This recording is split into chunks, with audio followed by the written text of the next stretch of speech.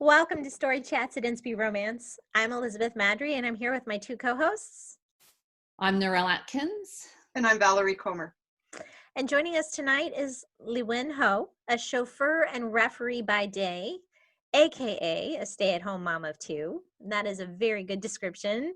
Liwen Ho writes inspirational and sweet romance infused with heart, humor, and a taste of her home, her Asian roots. Thank you so much for being with us with Liwen. Thanks for having me.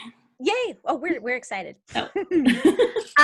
Before we jump into our topic, which I cannot wait for, does anybody have news that they would like to share? Narelle, do you have any news?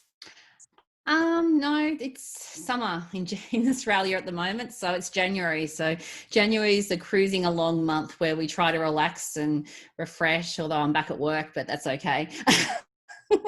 Yep. Valerie, you have any news?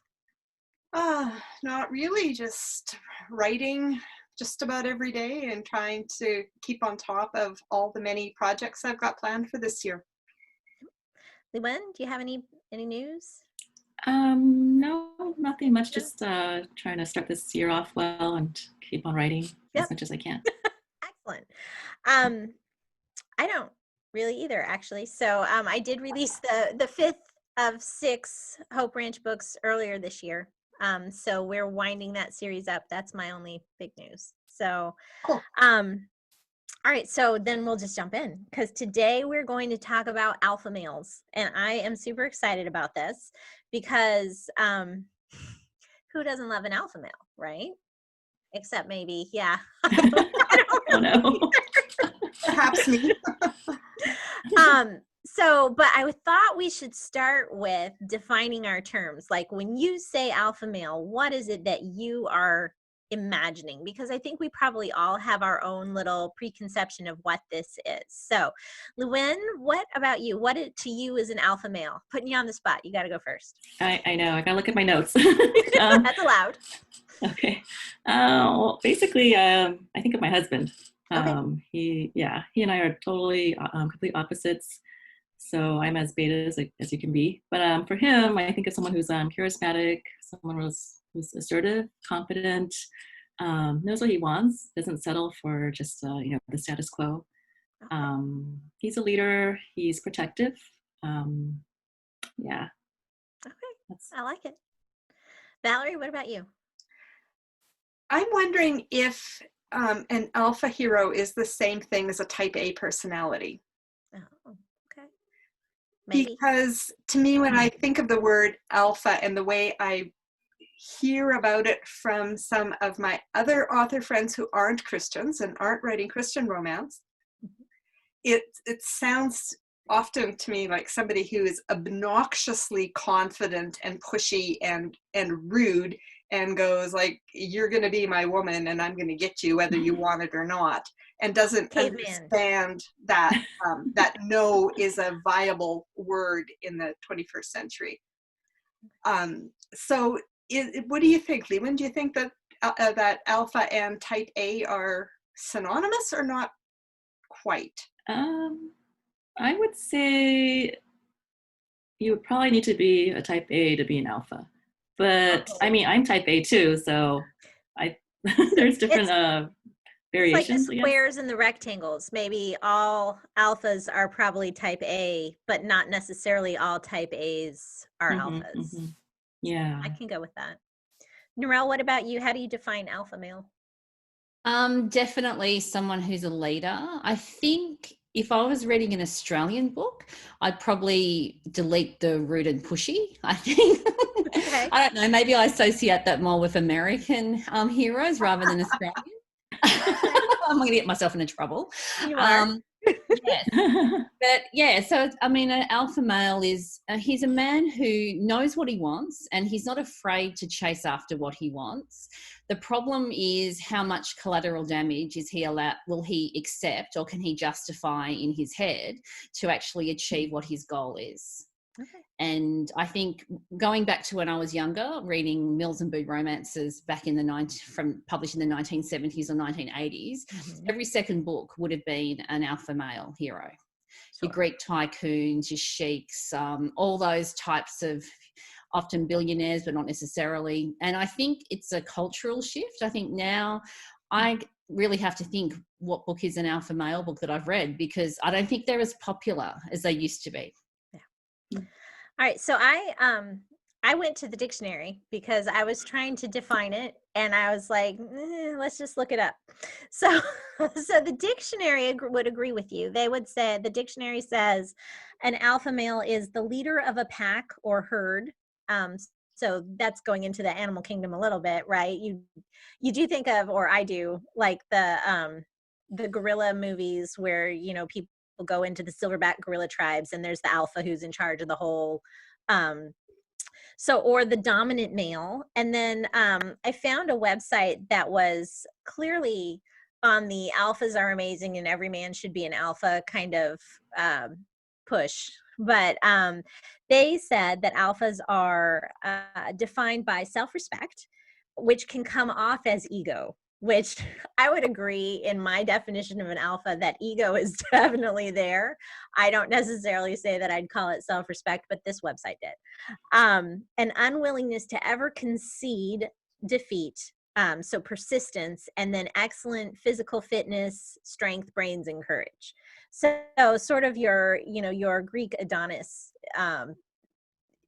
ideal kind of thing.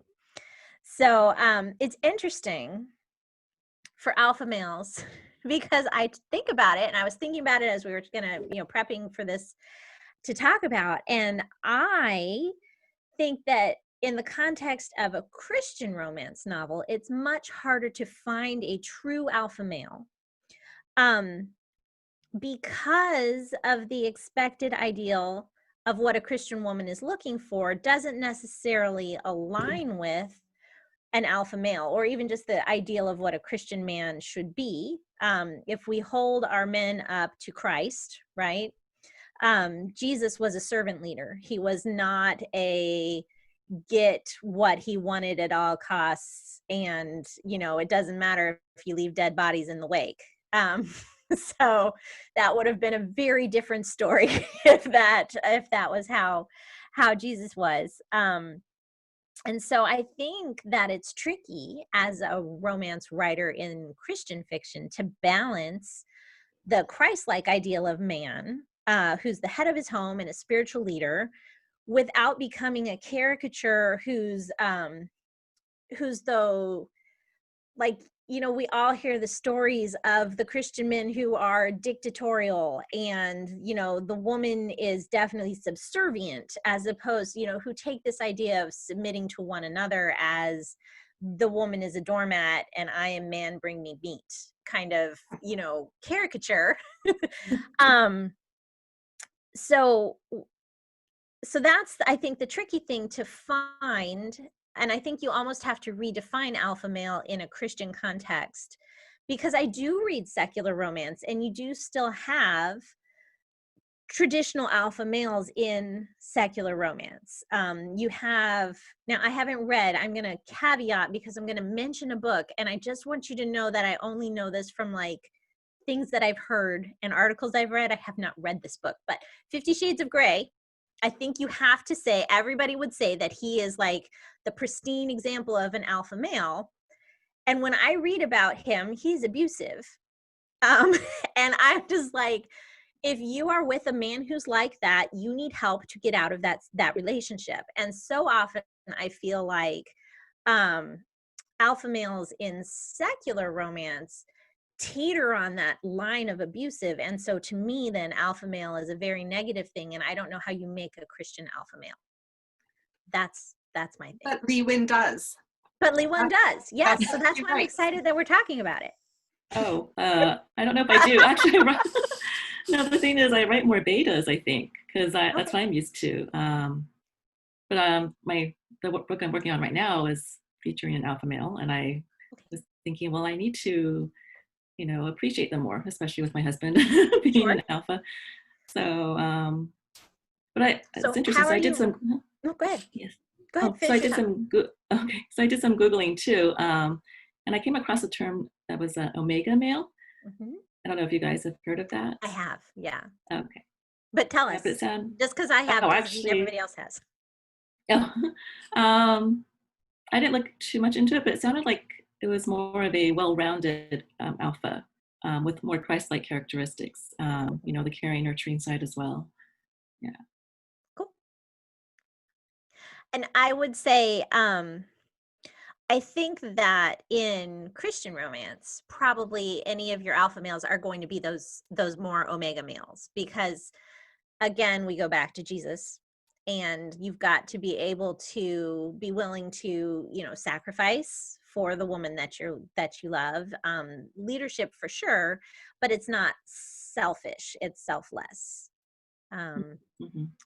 So, Yeah, but but I even think, go yeah, ahead. Yeah. it depends on how strong the woman is. I think for me, for an alpha male hero to really work well in a romance, he needs to be matched by a very strong woman who is not a doormat, who will not get walked over, who's not going to put up with his abusive behaviors if he happens to have any. And sometimes I think maybe alphas get too stereotyped as being into that more domestic violence, abusive sort of space, and maybe that's not fair to sort of do a big blanket thing to say that that could be very difficult. You know what I mean? Yeah, no, for sure.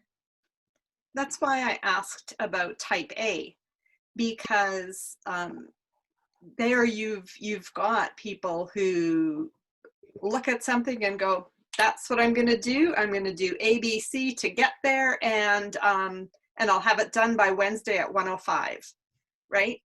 Yeah. And that's I can really see that far more in a Christian romance than somebody who's full of himself, I guess, right?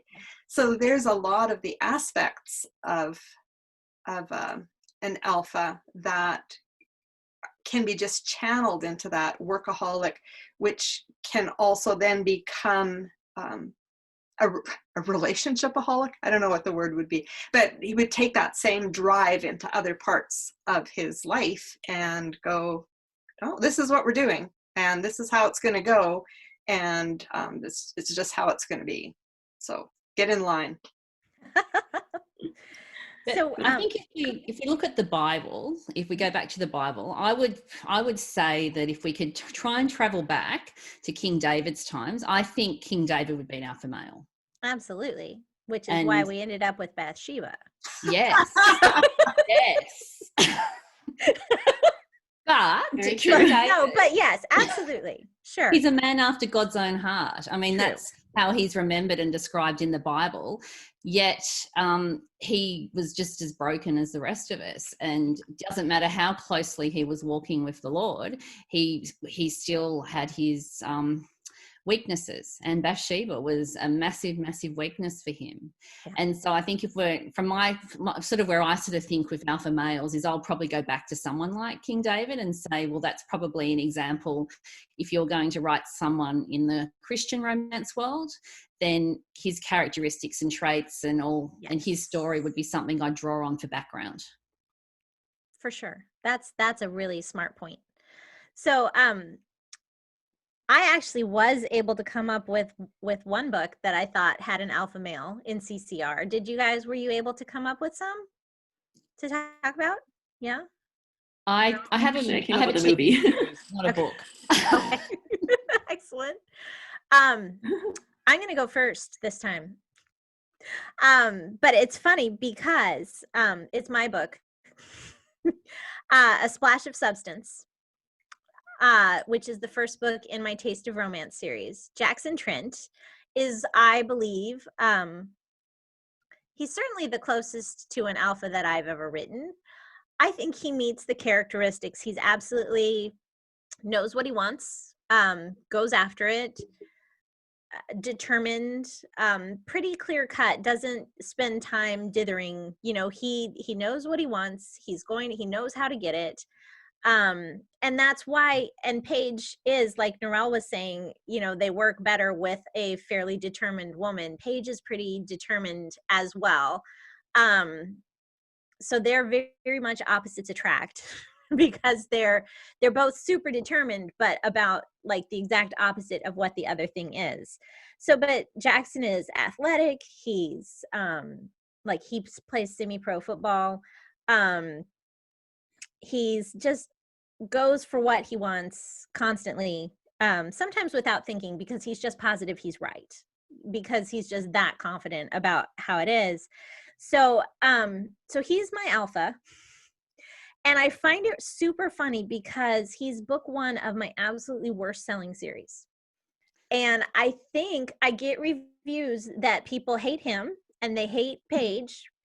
And I think that there isn't a whole lot of love in the Christian fiction world necessarily for those sorts of characteristics. And honestly, I can be like type A and a little outspoken.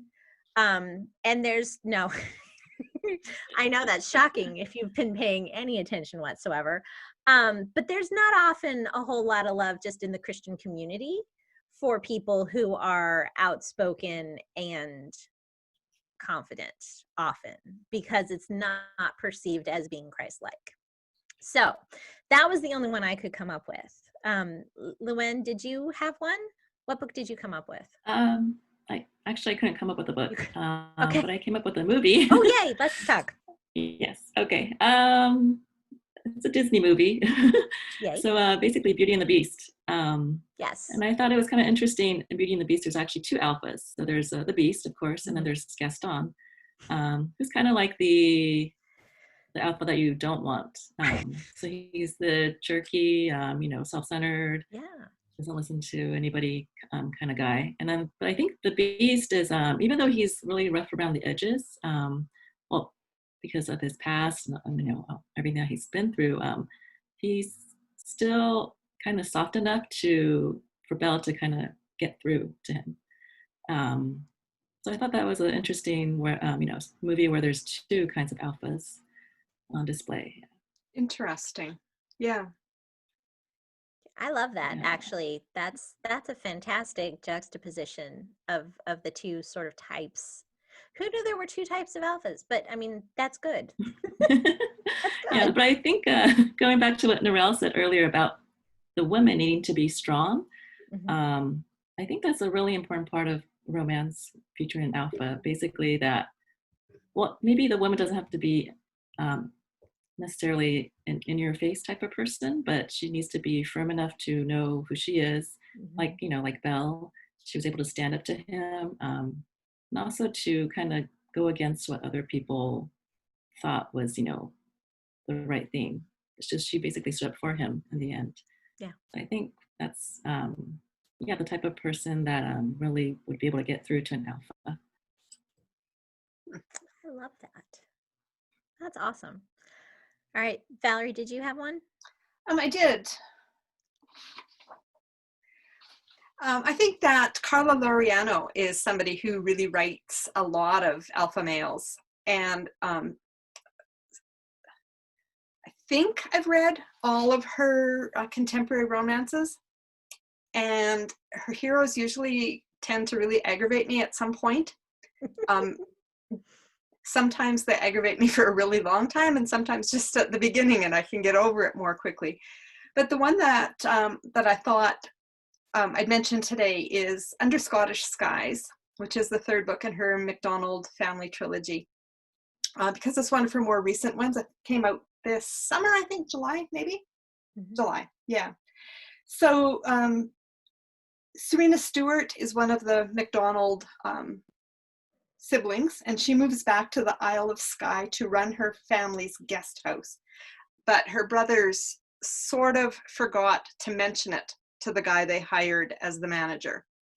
So she shows up and there's guests trying to check out and there's nobody at the desk. So she sits down and, oh my goodness, what is this program? This is not the program that was here last time she was working at the desk. And she's a bit of a programmer, so she's like trying to figure out how to get around the problem that she sees. And then the manager is there going like, who are you and what are you doing to my computer, kind of thing.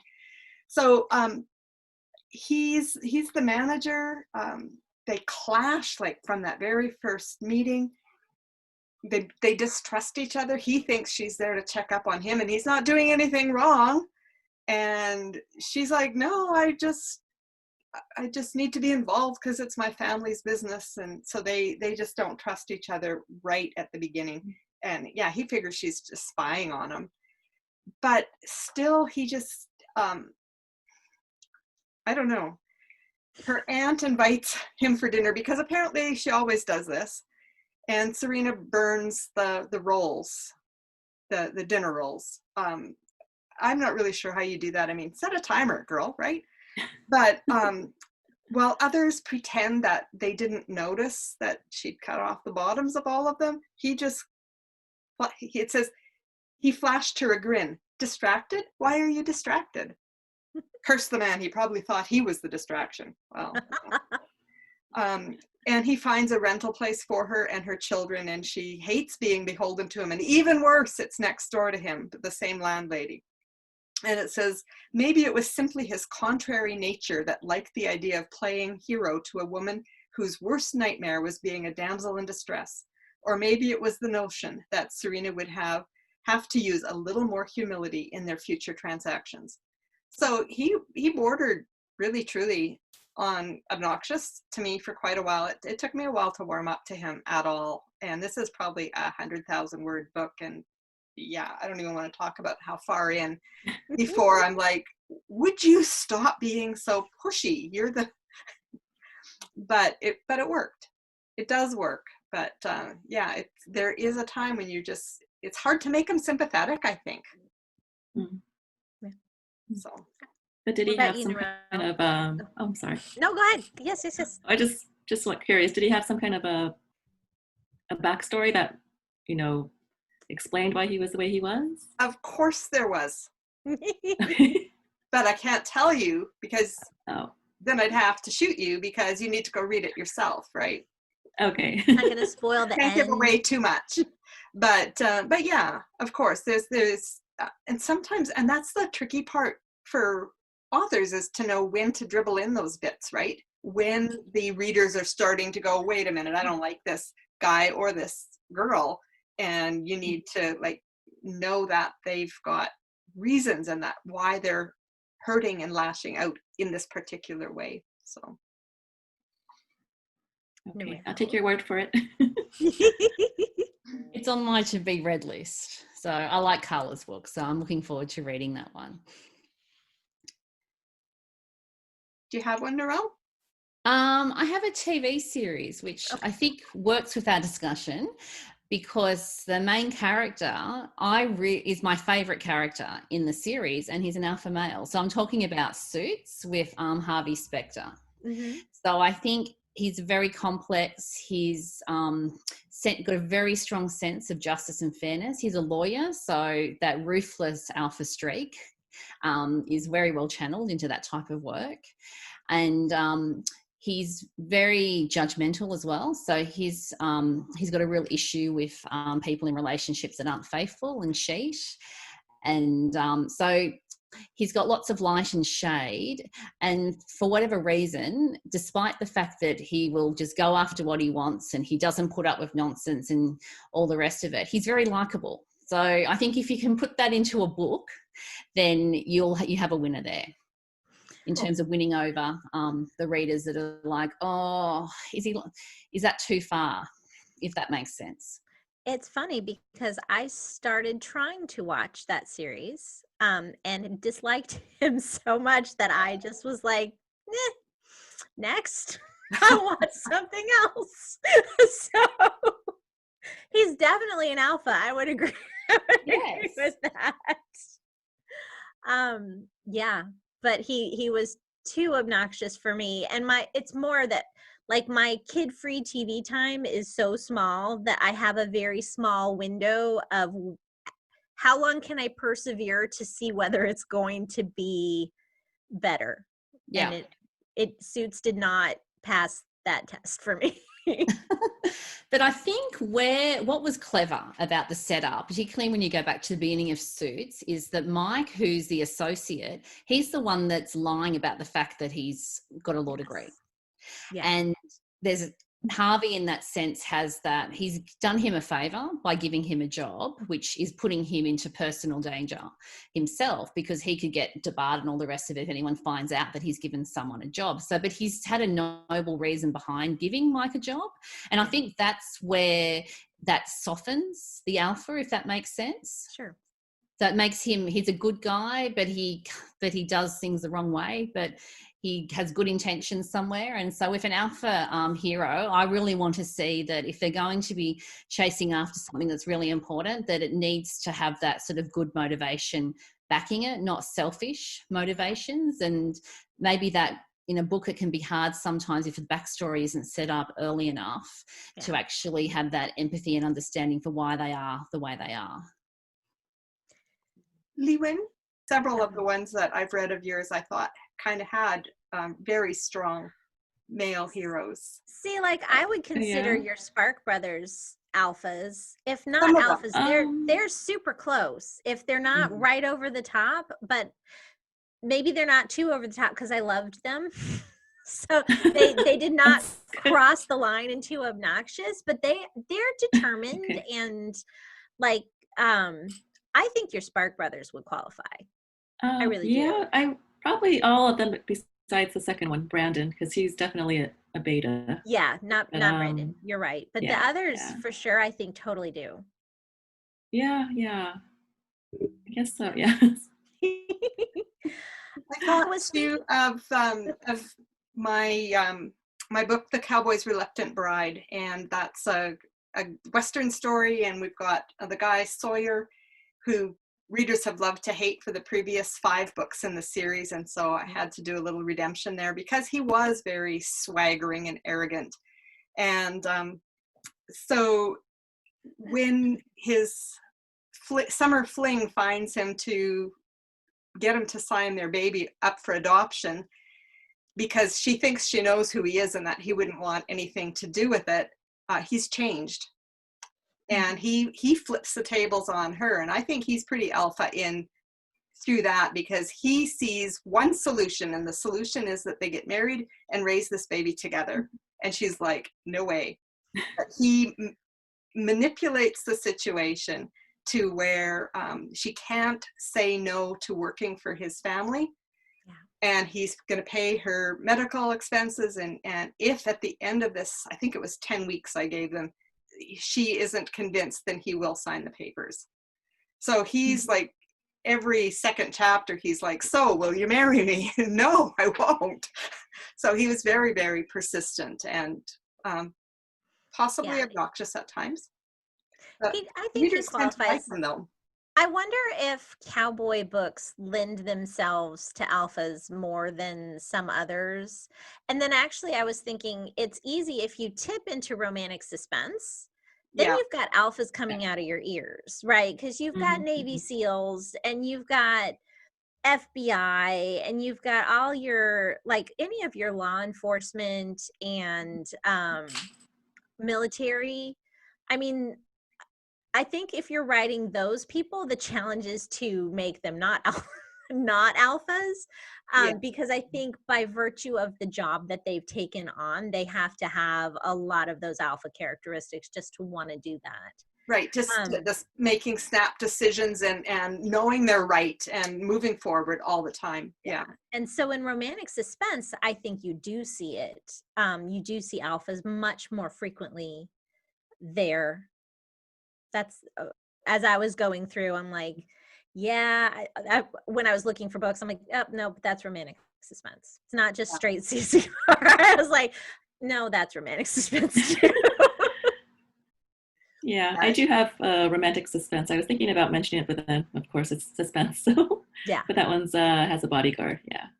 And again, they've got to be definitely more alpha trending, if nothing else, to do that sort of thing. So that works. But do you guys feel like it's kind of tied to the career, maybe, or the position in society? It can be, hey, because those types of careers attract a certain personality too. Yeah. Well, and not just like maybe someone might decide they want to have that career, but they just find that they're not able to mentally keep up with it if they don't have those traits. Like, I mean, Mhm. if you really are conflict avoidant, being a cop is going to be a very mentally taxing job for you, because your whole life now, your work life, is going contrary to what your natural inclinations are. Mhm. Mhm. And you're So going to get yeah, ulcers. yeah, yeah. Yeah. You either would have to learn to become that sort of person, or you would wash out of that sort of job, I think.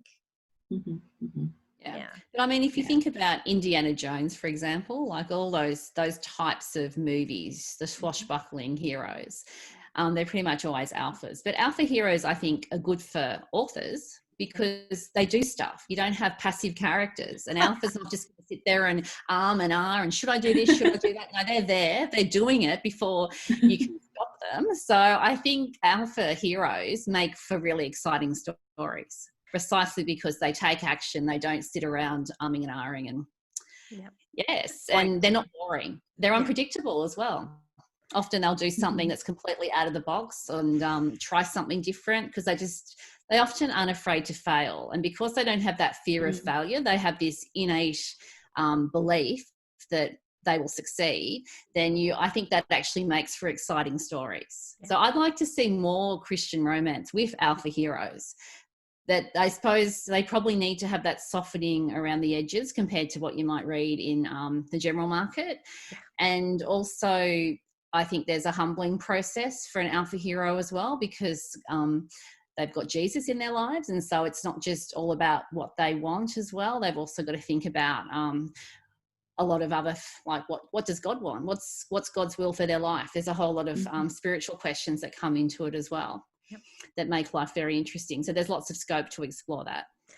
I think, and this will really make Valerie cry because now I'm going to go historical, but I mean, if you want a quintessential plot for like a roadmap for an alpha, just take Darcy, right? I mean, Mr. Darcy is totally the progression of an alpha from obnoxious and horrible to swoony and everybody wants him except Valerie because he's Regency. So, but but you do see that, and so they're definitely, you can have an alpha who's not obnoxious, or you at least can make him regret his obnoxiousness. I was thinking too that a good storyline or backstory with an alpha hero would be somebody who comes into the story still that way, but meets Jesus part way in, and the contrast and the battle within him as he tries to adjust to his new belief system could be very interesting. I wonder where I can tuck a guy like that in. Yeah, For actually, sure. I think there would be a lot more life lessons for an alpha and spiritual lessons, in terms of, because he's gone so high, so he could fall even more when things don't go his way, and then he would need to reach out. Valerie Could be excited. fun. Yeah. Yeah, then he would really need to reach out for God's help even more in those situations, and maybe the woman could, really come alongside and help him out with that. Yeah. And I think you can have a lot of fun because an alpha is not going to naturally be willing to want help. So that's fun too. Yeah. There's a lot of scope for some good conflict in there. Yeah. And their luck will run out. There's only so many times you can do something and it succeeds. You're going to fail at some point in time. And so one of the real crisis point, I think, for an alpha hero is when they've had their hearts set on doing something. They've thrown 100% into it. They've worked really hard. They've done all the right things, and then it doesn't work. Mm-hmm. And so I think there's a lot of humbling moments that you can sort of draw on as well with the alpha hero, particularly in a spiritual story arc, for their character development as well. So I think it's an underexplored area in Christian romance. Yeah. All right, so we need to all go write alphas now. Liwen's I am, already so on it, so yes. that's good. Yay. And when will this book be out? It's going to be out in a anthology, actually, in September. Yay. Okay. Well, Yeah. I'll be excited about that. See how you did. Okay. Excellent. Any final alpha thoughts? We're a little bit over. No? Okay. All good. Then this has been a really good conversation. This has been fun. So thank you, Liwen, for joining us and for hanging out with us and for suggesting alphas in the first place, because that was totally your topic idea and I love it. Tell us where we can find you and your books. You can find me on Amazon.